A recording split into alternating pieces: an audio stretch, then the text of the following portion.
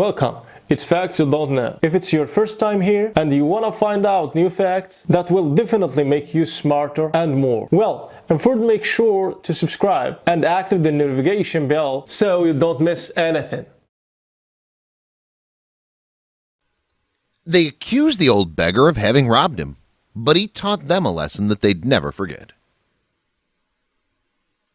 Don Casimiro was walking at his feet and his bones ached a lot. The rags he wore did not protect him from the cold he felt.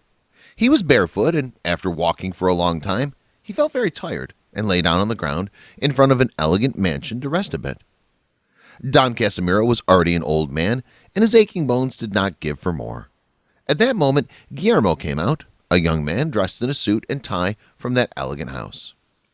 "Amanda, love, please hurry up. We're going to be late for the company." "Thank heaven the bank gave us a loan that we needed to save our company from bankruptcy." "Be careful, you're going to forget the briefcase because there I carry all the money."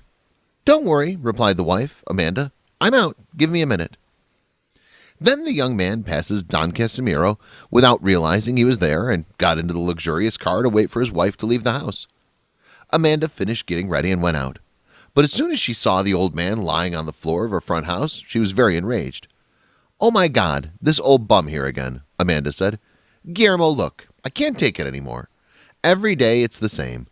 It seems that he's playing deaf. I already yelled at him several times before he got out of here, but he ignores this old man."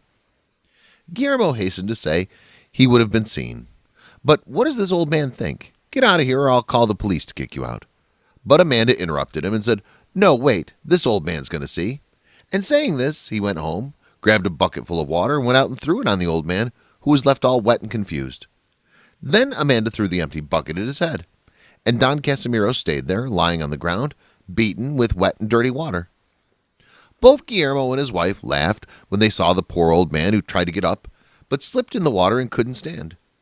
"Look how awkward," Amanda said, as she got into the car with her husband. Guillermo, for his part, shouted at the old man, "Look, old man, we've been more than gentle with you, but this is the last time I warn you. If you're around here tomorrow, I'll let my dog do whatever he wants with you." Saying this, he accelerated the car, the tires of which splashed mud on Don Casimiro, who was still trying to get up, but his aching legs didn't respond. He hadn't eaten for days. He was very weak. Finally, Don Casimiro managed to get up off the ground. His bones and stomach ached badly. But when he was already leaving the place, he could see a briefcase that had been left behind by the door of the house. He knew immediately that the couple had left it behind. But when Amanda threw the bucket of water at him, she'd put down that briefcase she was carrying for the moment. Then she forgot to take it again. Don Casimiro did not think twice. He started yelling at the couple to let them know that they'd left their forgotten briefcase. But his body was weak from hunger, and his voice was not heard in the car, which was already quite far away. Don Casimiro could barely stand. So in an oversight, his arms could no longer hold the briefcase, and it fell on the floor, opening instantly. Great was his surprise when he saw that the briefcase was full of money. While this was happening, Guillermo and Amanda were driving towards their company. "Did you see how the old man's bones froze when I threw the water on him?" Amanda said, mocking him. "He was lucky that you're a lady, my love. Anyone else would have thrown hot water on him to learn his lesson," Guillermo said. And so the couple continued, laughing, remembering the incident.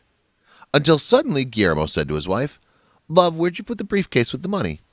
"I put it in the back seat, honey," replied Amanda, who was checking messages from her friends on her cell phone. Guillermo looked back in the back seat and looked at absolutely nothing. So he braked the vehicle and pulled over.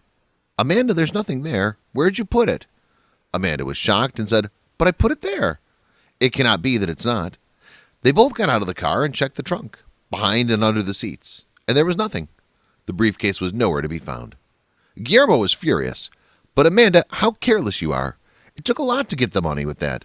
Or we'd save our company from bankruptcy. Now we have nothing."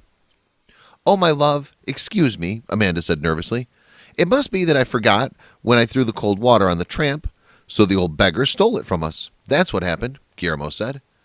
The couple didn't think twice. They got into their vehicle and shot back to the house to retrieve the briefcase. But Guillermo was going like crazy, at full speed, painting and making signs to others, Carlos, so that they'll hurry. Finally, they reached the house, but Amanda saw that neither the briefcase nor the homeless man were there.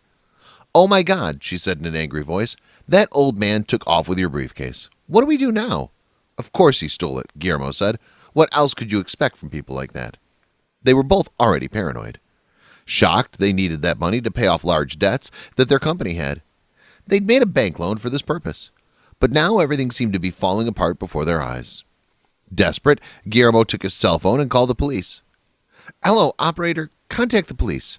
I want to report that I've been robbed. The thief is a homeless man who's been bothering my house for several days." That was Guillermo until his wife interrupted him. Guillermo, look, here comes the old man with the briefcase."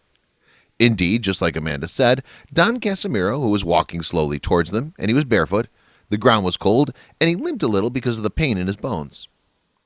Guillermo and Amanda were speechless when they saw that the man approached them and gave them back their briefcase and said, "Miss, you forgot your briefcase here, but I took care of it. You excuse me for not being able to tell you that you'd forgotten it because my strength did not allow me to scream loud enough to be heard when you were leaving." Guillermo and Amanda opened the briefcase and saw that all the money was there. Not a penny had been moved. It was intact.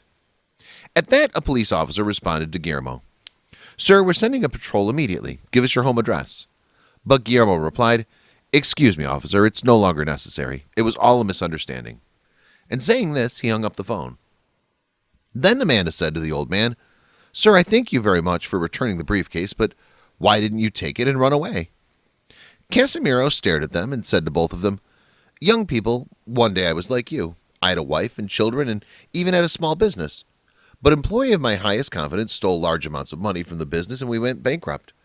Then my wife and children didn't want to hear from me anymore, and I indulged in alcohol and started wandering the streets like a homeless person. Testing is bad. It only destroys the soul and the life of people." Amanda and Guillermo could not believe the sad story of the double old man who, in the most sincere way, told them in a few moments how his life had been destroyed by the robbery of which he was a victim. You now have an opportunity to lead a new life. Waste and above all, do not misjudge people without first knowing their circumstances. That could lead you to beg in the streets. Guillermo and Amanda were extremely sorry for the lesson of humility that the old man gave them. They both hugged him and apologized. Within a few months, Don Casimiro was wearing new clothes and leading an elegant office. Amanda and Guillermo had hired him as an executive counselor in a reward for saving them. Thanks for watching. Please like and share the video in social networks. We'll be right back to you as fast as we can.